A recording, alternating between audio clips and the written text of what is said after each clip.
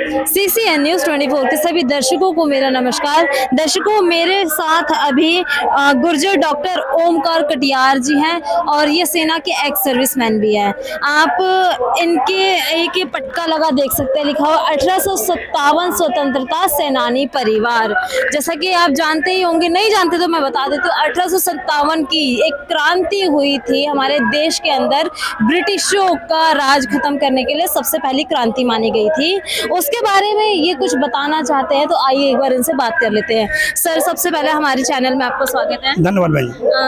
जो 1857 की सर क्रांति जिसे कहा जाता है, NCERT की पुस्तकों में पढ़ाया गया है, इसके बारे में आप क्या बताना चाहेंगे? ये 1857 की ये आज़ादी की पहली लड़ाई थी। जी जी। पहले इतिहासकारों ने सच्चाई छुपाने के लिए 1857 को गदर कहा, कुछ लोगों ने इसे 1857 का सैनिक विद्रोह कहा, कुछ लोगों ने क्रांति कहा। अच्छा। लेकिन जो आज़ादी की लड़ाई से जो संबंधित पार्ट था उसको छुपा दिया। तो हमने सुप्रीम कोर्ट के 9 जजेज की बेंच में मुकदमा लड़ा 1990 में, और सुप्रीम कोर्ट के जजेज ने कहा यह आज़ादी की पहली लड़ाई है।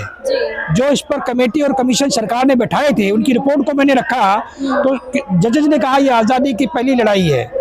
फिर हमने एक सरकार से लड़ाई लड़ी कि अगर आज़ादी की पहली लड़ाई है तो इसमें पेंशन क्यों नहीं है। अच्छा। अंततः राष्ट्रपति प्रधानमंत्री स्वतंत्रता सेनानियों की पेंशन के लिए आपने याचिका डाली जी, तो हमने कहा ये इनकी पेंशन क्यों नहीं है। तो उन्होंने कहा कि भाई आप जो है अप्लाई करिए। तो बाद में 10 साल बाद स्वीकार किया कि पेंशन के हकदार हैं। अच्छा, 2010 में। अच्छा। हाँ, 2010 में उन्होंने कहा कि आप पेंशन के हकदार हैं। मतलब 1857 की जितने भी क्रांतिकारी हैं वो हकदार हैं। हाँ, पेंशन ले सकते हैं। तो 2010 में उसके बाद हम लोगों ने आवेदन किए। आवेदन करने के बाद में केंद्र सरकार के पास, राज्य सरकार के पास गए, तो उन्होंने कहा हमारे पास सूची नहीं है। अच्छा। तो हमने कहा अगर सूची नहीं तो सूची बनाएं। तो कोर्ट के आदेश पर केंद्र सरकार ने अब सूची बनाना शुरू कर दिया है। अच्छा। पिछले साल 4 मई 2022 से सरकार ने सूची बनाना शुरू कर दिया है।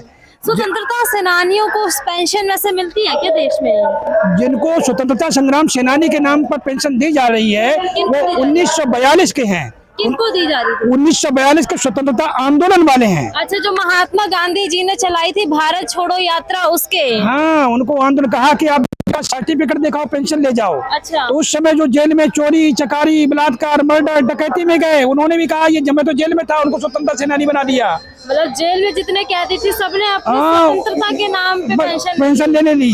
कितनी पेंशन दी जा रही थी? अभी 1,70,000 से ज्यादा लोग बनावटी लोग पेंशन ले रहे हैं प्रेजेंट में। हाँ, प्रेजेंट में। मैंने मोदी जी को पत्र भी लिखा, मोदी जी को 18 मई 2017 को कि भाई इसकी CBI जांच कराओ, NIA जांच कराओ। मोदी जी ने इसको दबा दिया। मैंने राजनाथ सिंह को 2018 में 24 जनवरी 2018 को कहा, उन्होंने मैटर दबा दिया, जांच कराना ही नहीं चाहते हैं। तो जो जिसने कांग्रेस की टोपी पहन ली उसको भी स्वतंत्रता सेनानी बना दिया। अच्छा। जिनको विधायक सांसद ने लिख दिया पैसे लेकर के, उनको भी स्वतंत्रता सेनानी बना दिया। अच्छा। जिनको IAS अधिकारी बड़ा अधिकारी लिख दिया, दस्तखत कर दिया, वो भी स्वतंत्रता सेनानी बन गए। अच्छा। ऐसे करके 1,57,000 के जितने भी स्वतंत्रता सेनानी थे नाम ही नहीं लेता है, उनका कोई नाम ही नहीं लेता है। दांडी मार्च वालों को भी स्वतंत्रता सेनानी बना दिया। बिल्कुल सबको बना दिया स्वतंत्रता सेनानी। जो गांधी जी के आंदोलन में थे उनको आंदोलन को फ्रीडम मूवमेंट को फ्रीडम फाइटर कहकर पेंशन दे दिया। तो मूवमेंट आंदोलन और संग्राम में अंतर है। जिसे किसान आंदोलन हुआ था और संग्राम माने मारो या मर जाओ। तो इन कांग्रेसियों ने कोई अंग्रेजों को नहीं मारा है। अंग्रेज तो हम लोग भारतीयों ने, किसानों ने मारा है। अंग्रेजों को मारा, सीने पे गोली खाई। तो जिन्होंने सीने पे गोली खाई, उनका जिन्होंने अपनी जेल जोरू जमीनें लुटवाई, फांसियां खाई, गोलियां खाई, काले पानी सजा भुगती, देश निकाला लिया, जन्मजात अपराधी के मुकदमा चलाए, माँ बहन की इज्जत लूटी, बाप दादाओं को चोर डाकू कहकर उन पर इनाम रख के खदे खदे मरवाया।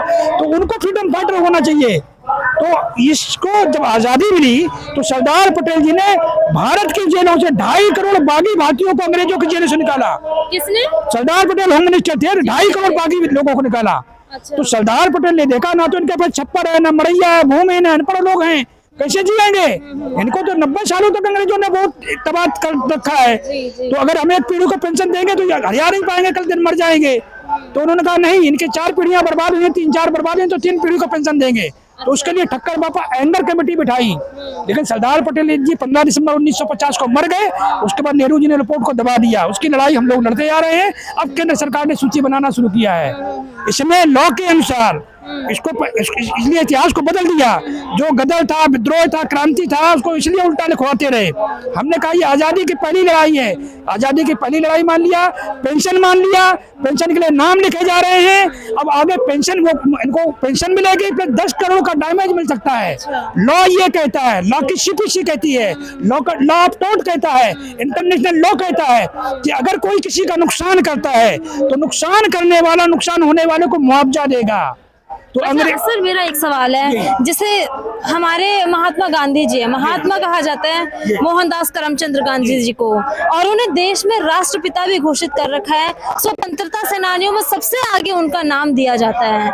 और सुभाष चंद्र बोस जी, जिन्होंने आजाद हिंद की फौज खड़ी करी थी, लोगों के अंदर असल मायने में देशभक्ति की भावना जगाई थी। तो क्या सुभाष चंद्र बोस जी को नहीं होना चाहिए था राष्ट्रपिता देश का? बिल्कुल होना चाहिए था। देखिए, सुभाष चंद्र बोस का आंदोलन हुआ 1943-44।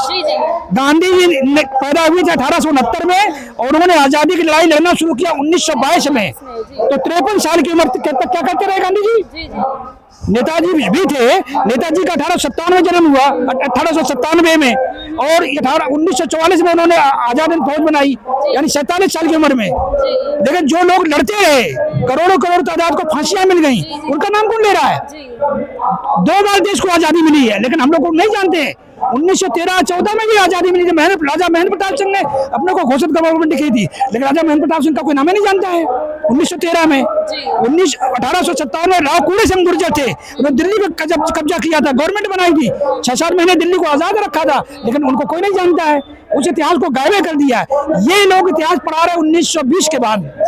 1920 के पहले किसी ने कहा गद्दारी की, उसको सब कुछ छुपा रहे हैं, गद्दारियों को छुपा रहे हैं। और जिन्होंने लड़ा है, जिन्होंने बलिदान दिया, उनके नामों को कोई गिने नहीं रहा है।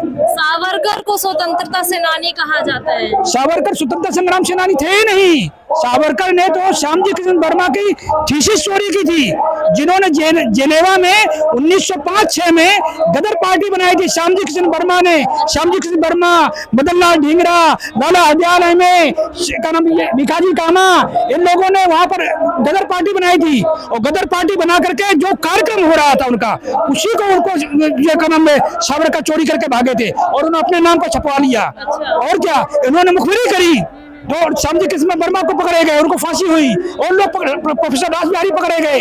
ये सब इनकी करतूत थी, सावरकर की थी। सावरकर ने कोई आजादी की लड़ाई लड़ी नहीं है, ये तो अंग्रेजों के मुखबिर थे, जो जेल में जो अंग्रेजों के लिए मुखबिरी जासूसी करते थे।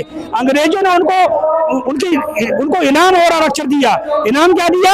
जमींदार, जागीरदार, राय साहब, राजा साहब, लॉर्ड साहब, नवाब, खान साहब, खान बहादुर, राय बहादुर, नंबरदार, पट्टीदार, दीवान, कुंवर साहब, बड़ी बड़ी नौकरियां, सजसी उपाधियां दी गई। ये तो उन लोगों में से हैं, इसीलिए सरकार को सुन नहीं रही है। अभी देखिए दिल्ली में ये युद्ध स्मारक बनाया है, दिल्ली में ये बड़ा हिंदू राव को बना हुआ है।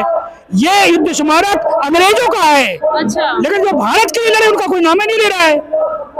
इंडिया गेट बना है, इंडिया गेट में जो पहला विश्व युद्ध हुआ है वो अंग्रेजों के लिए जो लड़े उनके नाम लिखे हैं, लेकिन जो भारत के लिए लड़ा उनका कोई नाम ही नहीं है।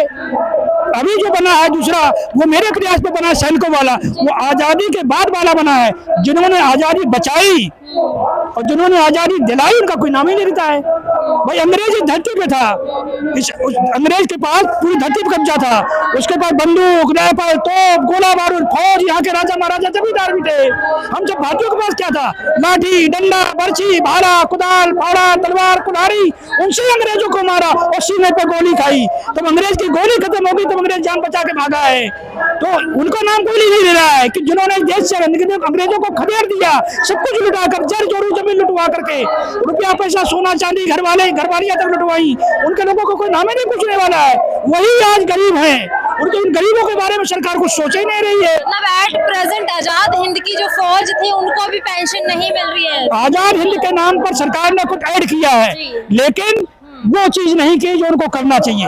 आजाद हिंद के पहले भारतीय क्रांतिकारी परिषद थी, जो गदर पार्टी थी, तो उन लोगों को उसकी का नाम बैन लगाया था। प्रोफेसर रासबिहारी बोस थे, सुभाष चंद्र बोस के चचा, तो उसी को बैन किया हुआ था, उसी को नाम बदल करके आजाद हिंद फौज बनाया था नेताजी सुभाष चंद्र बोस ने। अच्छा, हाँ। तो नेताजी सुभाष चंद्र बोस ने भी सीधा काम थे, किया। वो उनके चाचा थे रास बिहारी बोस। अच्छा। हाँ, उनकी जो आर्मी थी उस पर बैन लगा दिया अंग्रेजों ने 1913-14 में। अच्छा, गांधी जी पे मेरा सवाल है कि उनको राष्ट्रपिता घोषित कर रखा राष्ट्रपिता है। नहीं है, संविधान में कोई राष्ट्रपिता नाम का शब्द नहीं है। अच्छा। संविधान में राष्ट्रपति प्रधानमंत्री है, राष्ट्रपिता कोई घोषित करने का अधिकार नहीं है, राष्ट्रपिता ही नहीं। ये तो हम लोगों ने गांधी के नाम पर मर दिया कि गांधी को राष्ट्रपिता कहने लगे।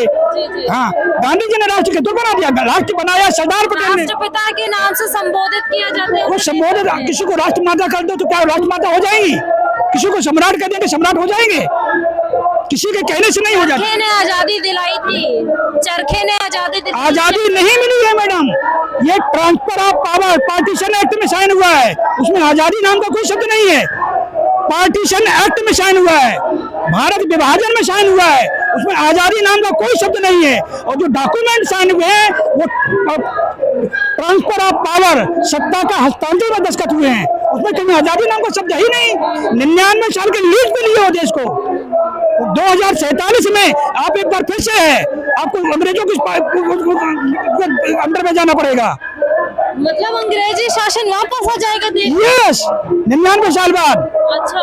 यस, ये कोई बताते नहीं, डॉक्यूमेंट को उजागर क्यों नहीं करते हैं, सरकारी क्यों नहीं उजागर करती। अभी भी अपने बजट का एक हिस्सा अंग्रेजों को जाता है, कोई बता रहा है इस बात को, कोई नहीं बता रहा है। अंग्रेजी शासन अभी भी है भारत में। यस, वसूलता है, वसूलता इन लोगों से 10% से ज्यादा हिस्सा बजट का अंग्रेजों को जाता है यहाँ से, उसकी बात कोई करता है, इसीलिए सब काम नहीं हो रहा है।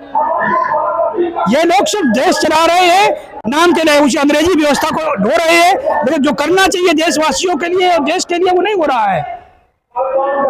लोगों को मान सम्मान मिलना चाहिए, जिनकी जमीनें छीनी गई जमीनें वापस मिलना चाहिए उनको, नहीं तो उसकी कीमत मिलना चाहिए उनको, पेंशन मान सम्मान मिलना चाहिए, उनके घर मकान जो जलाए गए हैं उनको घर मकान बना के मिलना चाहिए, उनको 10-10 करोड़ का मुआवजा मिलना चाहिए, उनको एक अलग से आइडेंटिटी कार्ड मिलना चाहिए, जहाँ जाए लोग उसको देख कर सलूट मारना चाहिए कि इन्होंने, इनके पूर्वजों ने देश को आज़ादी दिलाई है, ऐसे मिलना चाहिए। उनको कौन पूछ रहा है, बेचारे 3 वक्त की पेट चिल्लाता है, 3 वक्त की रोटी के लिए, उनको 2 वक्त की रोटी भी नहीं मिलती है।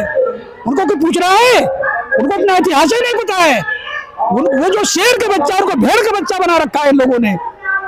सच्चाई यही है, आपको कुछ पता ही नहीं कि हमारे पूर्वजों का इतिहास क्या है। क्यों? क्योंकि सुबह जगते ही ये पेड़ चिल्लाता है, सो पेड़ के चक्कर में घूमते रहते हैं, उसी चीज को सुनने समझने का मौका ही नहीं मिलता किसी को। भारत को आजादी किसने दिलाई, उनको कोई नाम ही नहीं लेने वाला। आंदोलन को संग्राम बना दिया, कह दिया दे दी हमें आजादी, बिना खड़क बने धान, साबरमती के शब्द तूने कर दिया कमाल। ये सब लिखवा करके ये 1857 और भारत के लिए जो खून बहाने वाले लोगों हैं उनका कोई नाम ही नहीं लेता है। 4 करोड़ लोगों का नरसंहार हुआ है। अंग्रेज 1606 में भारत में आया है और 1606 में आने के बाद में 1947 341 साल रहा है। 341 साल में कम से कम 65-70 करोड़ भारतीयों का मर्डर हुआ है। 341 साल में 65 से 70 करोड़ लोगों का नरसंहार हुआ है। अकेले 1857 में 4 करोड़ लोगों का नरसंहार हुआ था। हम नहीं कह रहे हैं, American times, New York times, Washington post, gazetteer, Lenin marks के लेख बता रहे हैं कि भारत में 4 करोड़ लोगों का 1857 में नरसंहार हुआ है। मदन लाल ढींगरा ने 1908 में अंग्रेजों के वायसराय को मार दिया था इंग्लैंड में। उसने कोर्ट के सामने 18 अगस्त 1909 में स्टेटमेंट दिया है कि मैंने इसका वध किया है, क्योंकि इन्होंने पिछले 50 साल में कम से कम 8 करोड़ भारतीयों को मारा है, 8 करोड़ भारतीयों को मारा है और अकूत संपत्ति को लूटा है, इसलिए हमने इसका वध किया है। भारत के लुटेरे हैं, ये डाकू हैं, हमने इसलिए इसको मारा है, तो हमको फांसी दीजिए। तब उसको फांसी मिली है मदन लाल ढींगरा को, उसको कोई नाम लेता है मदन लाल ढींगरा का। शेर अली खान था, उसने 1872 में, शेर अली खान ने 1872 में 5 फरवरी 1872 को यहाँ के गवर्नर जनरल को मार दिया था, मायो को मार दिया था। कोई नाम लेता? शेर अली बुलंदशहर के थे। 5 फरवरी 1872 को शेर अली खान ने अंग्रेजों के गवर्नर जनरल को मार दिया था, लेकिन कोई नहीं नाम लेता शेर अली का। यहाँ तो बस हिंदुस्तान, पाकिस्तान, हिंदू, मुसलमान, इसके अलावा कोई बात ही नहीं है।